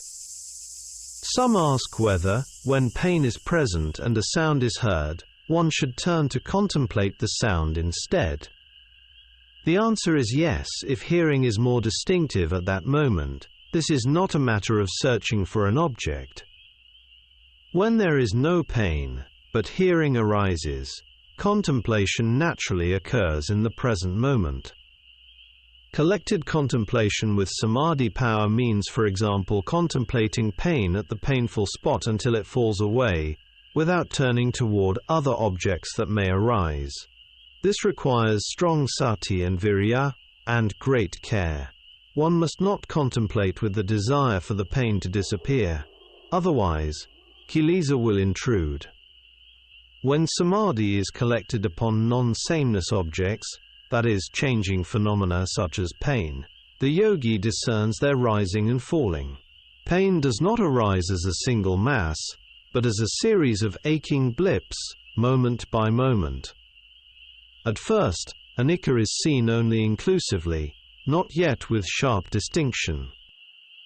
As jnana develops, the yogi begins to see dissolutions clearly and precisely, and insight becomes far clearer than before. This continues into the subsequent stages of insight knowledge. At the time when desire for deliverance arises, the arisings begin to appear similar in nature. Rising and falling seem equal. Pain appears as 1, 2, thoughts as 1, 2, and so forth. Here, each arising phenomenon clearly displays the process of arising and vanishing. Previously, contemplation required time, but now, the lifespan of Anicca becomes equalized. Some people mistake a comfortable or stable sitting posture for the knowledge of equanimity, but this is incorrect. A good sitting posture is not equanimity. Equanimity consists solely in knowing arising and vanishing. At this stage, arisings are short, even, and uniform, appearing section by section, closely following one another. Closer rising and falling does not mean knowing phenomena vaguely or inclusively, as some yogis assume. That indistinct knowing belongs to immature knowledge. When knowledge is immature, many sankhara dhammas arise simultaneously, and the yogi does not know which object to contemplate, leading to confusion. When knowledge becomes sharp, the yogi can contemplate precisely and without confusion. This calm, balanced contemplation is equanimity. Equanimity means contemplating without making choices. It is also equanimity to experience phenomena without judging them as good or bad. These are the strengths of equanimity. To give an analogy, if fresh paint is applied over paint that has not yet dried, the surface will not appear clear. In the same way, at the beginning, defilements have not yet thinned, so insight is not clear. As the kilesas thin out, the yogi sees all phenomena as having the same nature, clear and without distinctions. This stage differs from the knowledge of disenchantment. There, rising and falling are equal, but the field of contemplation is broader, and thoughts can still arise between objects, similar to what occurs in the jhana process.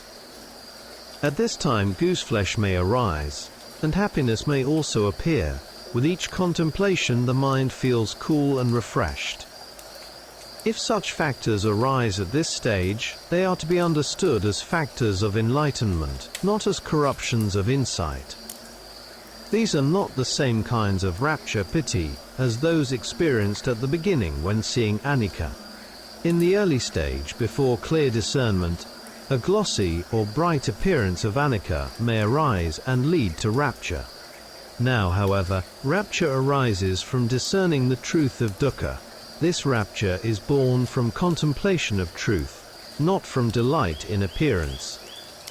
These raptures also need to be contemplated. Depending on which bojjhanga, factor of enlightenment, is predominant, different types of jhana may arise. For example, one must know them correctly as path knowledge magga, together with the corresponding jhana levels, first jhana, second jhana, and so on. When path knowledge arises, rapture and first jhana arise together, connascent. With continued effort and repeated moments of piti, higher jhanas may arise. For this type of yogi, if the mind inclines toward piti, it can arise at any time. However, there is an important distinction. Samatha piti arises only in relation to a single object. Vipassana piti arises through all six sense doors. Whatever arises at the six sense doors when it is contemplated correctly, vipassana piti arises. Therefore vipassana jhana is more stable. Some forest monks and scholars believe that only samatha has jhana and therefore doubt the commentaries, but this view is incomplete. Step by Step. 19 Essential Dhamma Talks by Sayadaw Jotika. Talk 13, Dealing with Some Problems. After practicing for many years, or when tiredness arises, a yogi may become lazy or weary of practice. These are manifestations of kilesa mara, the corruption of defilements. When a practitioner becomes well known, gains followers, or receives offerings, labha, many forms of kilesa mara may arise and obstruct practice. When knowledge is sharp, refinement of the mind develops, and the yogi may begin to see objects of desire, such as people or beings. One should not follow them, but instead contemplate them. The yogi may also hear sounds or voices. This happens because Anicca is not being seen clearly at that moment. Therefore, one should not fall into hesitation or uncertainty, should not think about them, and should not be afraid of fearful appearances. Whatever arises must be contemplated. Whether it seems right or wrong, one should simply watch and observe it. With sati and gnana, all phenomena arise and dissolve. If mindfulness is lost, and the yogi stops following phenomena closely, obstructions affect the Anicca process, and insight knowledge declines. Therefore, without continuous mindfulness, sustained practice and perseverance, insight cannot be maintained. Note: in the Burmese tradition, meditation practice always begins with the preliminary duties. See Talk 2. This is because, through long samsara, there are unseen beings and accumulated karma, and as a result obstructions and disturbances may arise during practice, most often during samatha. There are accounts of such incidents, for example during long periods of solitude, as described by Bhikkhu Uttamo in 18 Days in Solitude. Therefore, the tradition emphasizes 4 protective meditations: Buddhanusati, recollection of the Buddha; Mettabhavana, loving kindness; Marananusati, contemplation of death; Asubha meditation, contemplation of the unattractiveness or loathsomeness of the body. The Kani meditation system places strong emphasis on these protective practices. Sometimes, due to the power of Samādhi, light may appear, objects may be seen, or even knowledge of past lives may arise. If these experiences are taken as strange or extraordinary, ignorance increases, and thoughts proliferate. See Sayadaw Jotica's own account of practice in the Noble Search. Any worldly attainments are unworthy of clinging. Therefore Sayadaw consistently emphasizes listening to Dhamma talks first, and only then practicing. All these experiences occur due to the sharpening of knowledge.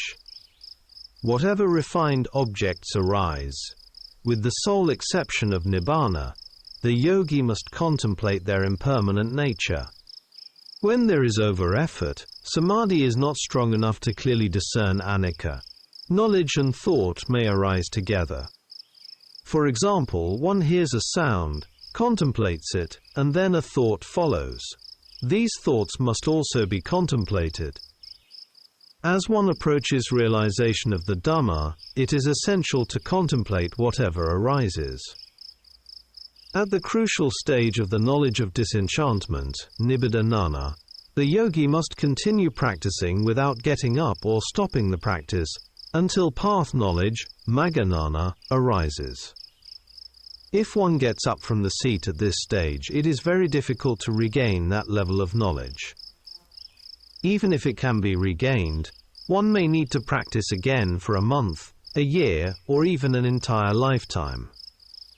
Yogis must remember that when defilements become thinner, this is precisely the time when they must turn away from them in the direction of freedom and liberation. If defilements are taken lightly, they will instead oppress the yogi even more. At the time when many instances of anicca are being seen, this is not seeing with the physical eyes. Paramatha dhammas cannot be seen visually in this way. If something is seen visually, such as images of skeletons or corpses, then these are samatha objects, not vipassana dhammas. At the stage of the knowledge of disenchantment, nibbana, both bodily and verbal behaviors change. Sila becomes firmly established, and there arises a strong wish to be liberated from dukkha, or anicca. This longing for liberation is known as munchitukkamyata nana, knowledge of desire for deliverance. At this stage, the lifespan of anicca becomes uniform and can no longer be contemplated by naming phenomena, such as Vedana, mind, etc. The process is too rapid for conceptual differentiation. This level can be described as Dhammanupassana. The Sayadaw illustrated this using the simile of the elephant's footprint. Whatever arises is contemplated at the same level. This is known as equanimity. Phenomena can be contemplated calmly, without effort. At the same time, the contemplative knowledge, jnana itself, becomes equanimous. Prior to this stage, discernment of anicca may still be accompanied by joy. Sayadaw explained that path knowledge arises at the heart base. The mind also contemplates at this point. It is like sitting at the center of a spider's web. Before this, the yogi has to contemplate phenomena according to where they arise, eye base, ear base, and so on, so the mind is still moving. At this stage, however, the mind becomes steady and unmoving. There are two modes of instruction. The teacher gives only the foundational guidance, and the student practices independently. Only when problems or difficulties arise does the student approach the teacher for clarification and advice. The teacher gives complete and detailed instruction on the entire practice, as exemplified in Morgok Sayadaw's Dhamma talks. This was also the case in the Buddha's time. Regarding contemplation during eating, some practitioners experience strong craving related to taste. In such cases, one should first apply the perception of repulsiveness with respect to nutriments before eating, as described in the Visuddhimagga. After some reflection, and while eating, one then practices Satipaṭṭhāna contemplation. Here the Mahasi system is particularly effective, as it leads the yogi to become disenchanted with eating and food through direct insight. For those who are not greedy for taste, eating can be carried out with Satipaṭṭhāna contemplation. In some practitioners, however, the perception of repulsiveness becomes so strong that food appears disgusting, and they are unable to eat due to the arising of aversion. Note: in some Thai forest monasteries, monks are allowed to eat for only 15 minutes. As a result, they must eat quickly and cannot enjoy the taste. There are many valid ways of contemplating food and taste from the standpoint of the Dhamma, depending on one's skill and disposition. For example, one may apply the Four Truths of Dukkha, particularly Sankhara Dukkha, which is a broad and penetrating contemplation that can lead to deep dispassion toward craving. From experience with the Mahasi system, careful mindfulness while eating, observing each movement and sensation in detail, leads the yogi to become genuinely weary of eating and food. Any sensual pleasure exists only between two moments of Sankhara Dukkha. Thus, every asada, gratification, is always surrounded by a dinava, danger. The pleasure is extremely brief when compared with the danger. Step by Step. 19 Essential Dhamma Talks by Sayadaw Jotika. Talk 14 Walking Meditation. In walking meditation, walking itself is the host object. The primary objects are the movements involved in stepping and placing the foot down. The Buddha explained walking meditation by dividing it into 6 parts, although some traditions contemplate it in 3 parts: lifting, stepping, and putting down. The yogi must walk with sati, discerning the nature of lifting, stepping, and placing the foot down, through continuous noting. Although the labels used in noting are conceptual, what must be discerned is the ultimate nature of each movement. In lifting, one discerns lightness. In stepping, one discerns movement. In putting down, one discerns heaviness and touching the ground. During walking meditation, these 3 characteristics, lightness, movement, and touch, serve as the host primary objects. If for some reason the yogi is unable to note all 3 parts, such as in daily life, then noting only stepping and placing down is acceptable. Attempting to note all 3 parts while moving in worldly situations may be difficult and even unsafe. The essential point is not the number of labels, but whether sati is present and continuous, and whether mindfulness is not lost. At the end of the walking path, if one wishes to stop, one should note the intention to stop before stopping. Stopping and turning in walking meditation. When stopping, note stopping, and contemplate its nature as calming down. At the end of the walking path, the sequence is as follows. Wanting to stop right, pointing arrow stopping. After that, note wanting to turn right, pointing arrow turning, and feel directly the nature of movement involved. Then continue with lifting, stepping and putting down the foot. For elderly practitioners, it is sufficient to note stepping and putting down. The hands should be placed in front of the abdomen, with the right palm resting on the left. The eyes should be restrained, not wandering here and there, as careless looking will disturb samadhi. Note on the Thai forest tradition. The Thai forest tradition places strong emphasis on walking meditation. Ajahn Mon himself and his disciples practiced many hours of alternating walking and sitting. He taught proper posture and walking practice, as recorded in the Forest Dhamma talks of Luangta Mahabua. Ajahn Mun also emphasized that what he taught was the same as in the Buddha's time. 2 ways of mindfulness in daily activities. There are 2 approaches to mindfulness in movements and activities of daily life. Slow, deliberate movements, emphasized in the Mahasi system. These may appear awkward to some, but they are extremely effective for developing detailed mindfulness, especially when one is alone. When mindfulness is applied carefully, slow movements allow clear discernment. Natural mindfulness, appropriate when one is with others, such as during alms round or communal activities. Mindfulness has a natural beauty. Some enlightened monks embodied this beauty naturally in their deportment, such as Basain Migadayone Sayadaw Usumanakara, 1832–1921. Step by Step. 19 Essential Dharma Talks by Sayadaw Jotika. Talk 15. Walking Meditation and Observing Sensations. Walking meditation and its benefits. Walking meditation supports a stable samadhi. The walking path should be no shorter than 10 paces. A very short path with frequent turning is not suitable, as it can create restlessness. On the other hand, it should not exceed 60 arm lengths. An excessively long path is also unsuitable. The Thai forest tradition often recommends around 30 paces.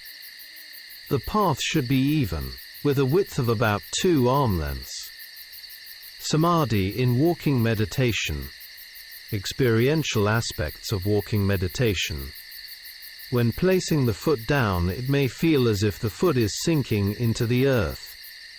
Compared with sitting meditation, walking involves less mental proliferation. Therefore, it is generally not necessary to apply detailed verbal labels in walking meditation. In sitting meditation, detailed noting is more useful to prevent sloth and torpor. In walking meditation, however, no need to note in detail with naming, because the existing and knowing mind may not be occurred together. Therefore contemplate only to know its nature, because the process happens faster. Refinement of contemplation in walking meditation. Therefore one should contemplate only to know the nature of phenomena. When samadhi becomes stable, one may then contemplate in greater detail, such as in lifting, stepping and putting down the foot. Step by Step. 19 Essential Dharma Talks by Sayadaw Jotika. Talk 16. Walking, observing movements and mental states. During walking meditation, the head should not be inclined too low. The eyes should rest naturally at a distance of about 6 feet, approximately 2 arm lengths ahead. One observes the process of changing while walking. If seeing, hearing or thinking, thoughts arise, these too must be contemplated. As for how long a yogi should walk, this must be decided by oneself, according to one's condition. As samadhi develops, the yogi forgets the surroundings. The mind becomes absorbed in the contemplative object and may become unaware of time. This may be one reason why some Thai ajahns were able to walk for many hours on the walking path. At this stage I am instructing you not yet to contemplate Anicca. Practice is still within Satipaṭṭhāna at the initial level, primarily for the purpose of developing Samādhi. Step by Step 19 Essential Dhamma Talks by Sayadaw Jotika. Talk 17. Walking, Observing Anicca. I have been speaking about walking practice for 4 days now. Walking Samādhi is generally weaker than sitting Samādhi because of continuous movement. At first one should contemplate change, viparinama, among different objects. For example, stepping is movement. Putting down the foot is contact. Their natures are different, not the same.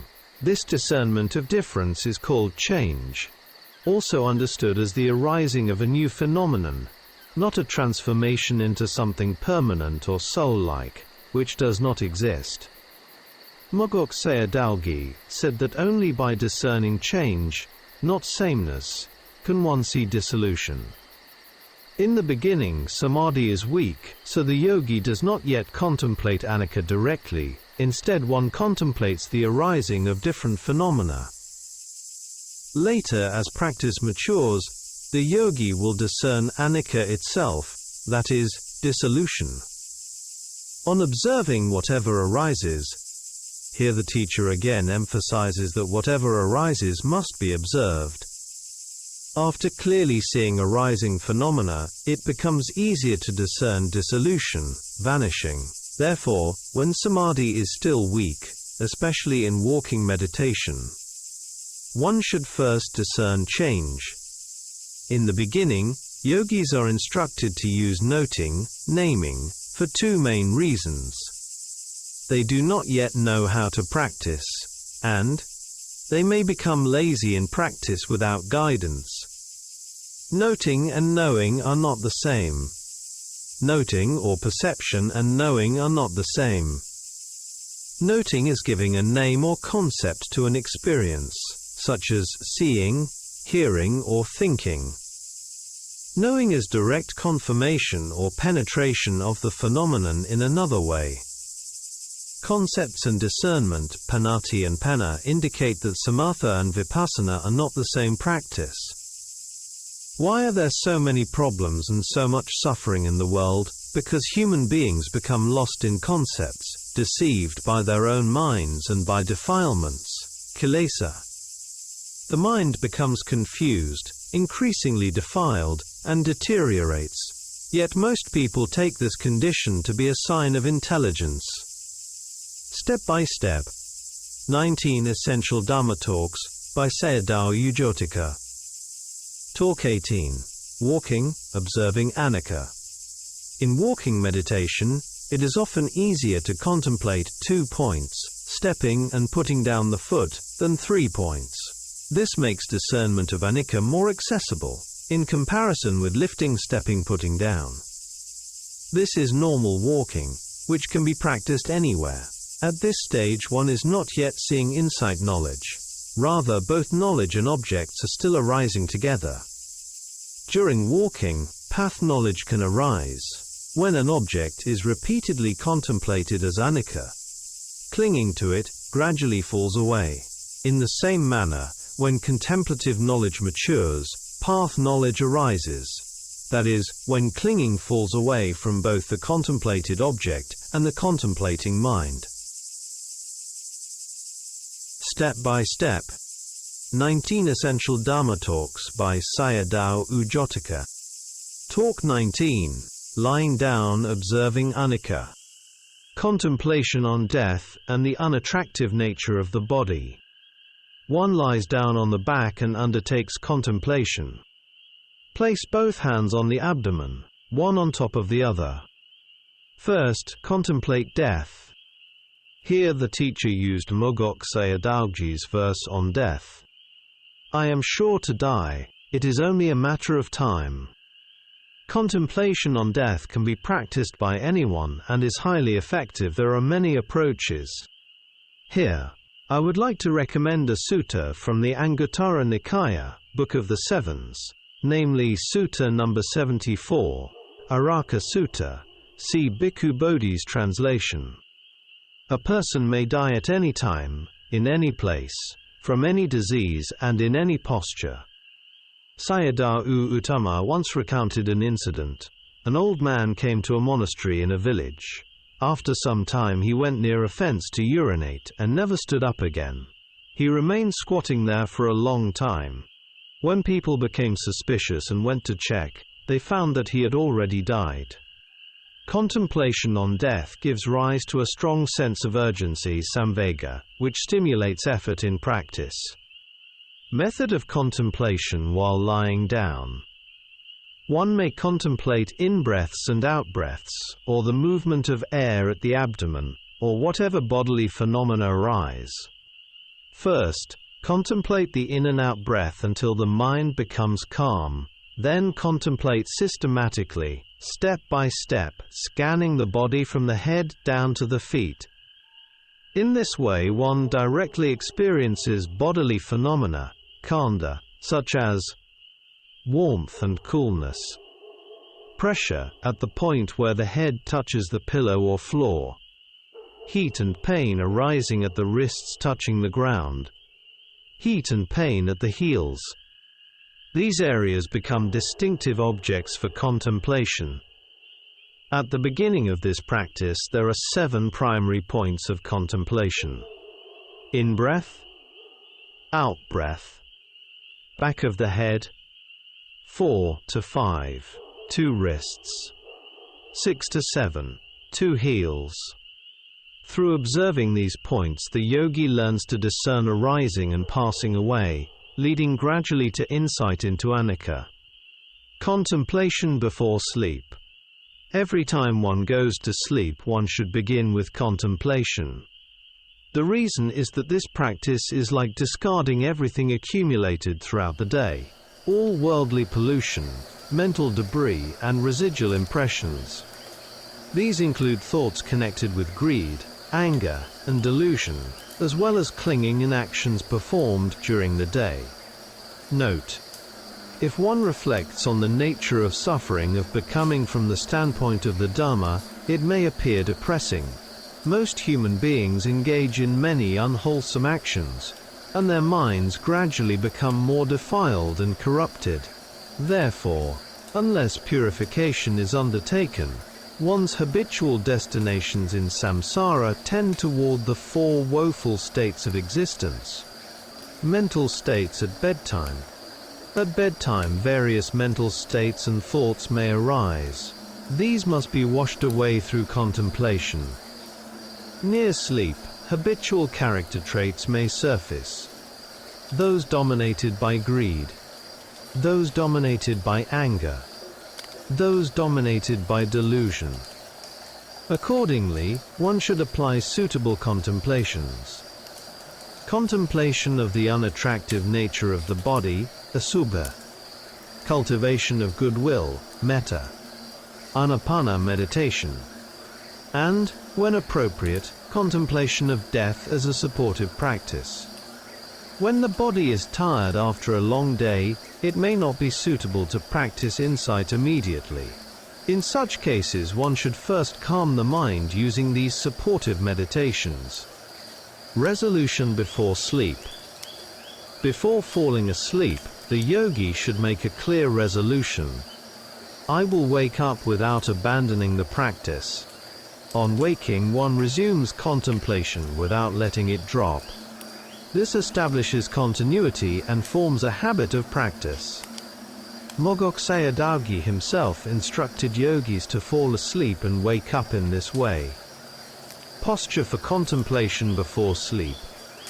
If one wishes to contemplate while lying down, the reclining posture is recommended.